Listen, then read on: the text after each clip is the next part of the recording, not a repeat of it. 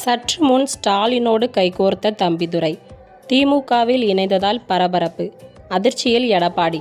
முதல்வர் மு.க. ஸ்டாலின் முன்னிலையில் அதிமுக முன்னாள் எம்பி மைத்ரேயன் திமுகவில் தன்னை இணைத்துக் கொண்டார். இது தொடர்பாக மூத்த பத்திரிகையாளர் தராசு ஷியாம் கூறியதாவது: அதிமுகவிலிருந்து முன்னாள் எம்பி மைத்ரேயன் திமுகவில் இணைந்ததற்கு இரு காரணங்கள் உள்ளன. அதில் ஒன்று கட்சியில் மகிழ்ச்சி இல்லாதது, மற்றொன்று அரசியல் புழக்கம் ஆகும்.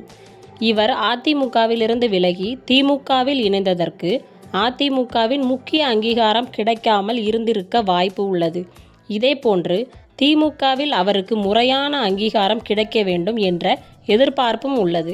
கடந்த 2000 ஆண்டுக்கு முன்பு மைத்ரேயன் பாரதிய ஜனதா கட்சியில் இருந்து வந்தார். அதன் பிறகு அதிமுகவில் இணைந்தார். ஜெயலலிதா காலகட்டத்தில் 3 முறை அதிமுக சார்பில் மாநிலங்களவை எம்பியாக பதவி வகித்தார். கடந்த 2001ஆம் ஆண்டு நடைபெற்ற சட்டமன்ற தேர்தலில் மைத்ரேயன் போட்டியிட்டார். அதில் அவர் வெற்றி பெற்றால் சுகாதாரத்துறை அமைச்சர் பொறுப்பு வழங்கப்படும் என்று பரவலாக பேசப்பட்டது. ஆனால் அவர் தோல்வியை தழுவினார். இவரை எதிர்த்து போட்டியிட்ட திமுக, பாஜக கூட்டணியில் இருந்த லட்சுமணன் வெற்றி பெற்றார். இருந்தாலும் ஜெயலலிதாவின் நம்பிக்கைக்குரியவரையாக மைத்ரேயன் இருந்து வந்தார். டெல்லியில் அதிமுகவின் முகமாகவும் விளங்கி வந்தார். இதேபோன்று திமுகவில் அவருக்கு முறையான அங்கீகாரம் கிடைக்க வேண்டும் என்ற எதிர்பார்ப்பு உள்ளது. கடந்த 2000 ஆண்டு முன்புக்கு மைத்ரேயன் பாரதிய ஜனதா கட்சியில், பின்னர் 2016ஆம் ஆண்டு ஜெயலலிதா மறைவை தொடர்ந்து எடப்பாடி பழனிசாமி தலைமையிலான அதிமுகவில் ஏற்பட்ட மனக்கசப்பு காரணமாக மைத்ரேயன் மீண்டும் பாஜகவில் இணைந்தார்.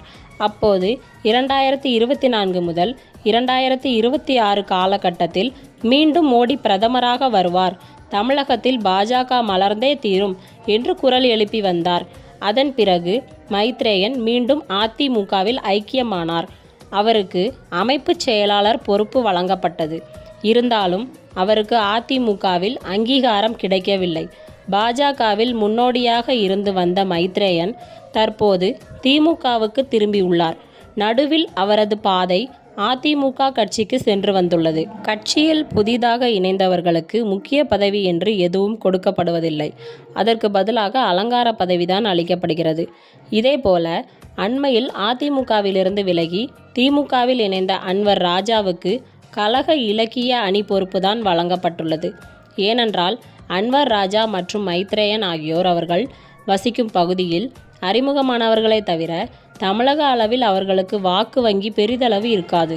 இந்த நிலையில்தான் கடந்த மாதம் செய்தியாளர்கள் முன்பு தம்பிதுரையை அவமதிக்கும் வகையில் எடப்பாடி செயல்பட்டுள்ளார். இதற்கு கடும் கண்டனங்கள் எழுந்து வந்தது.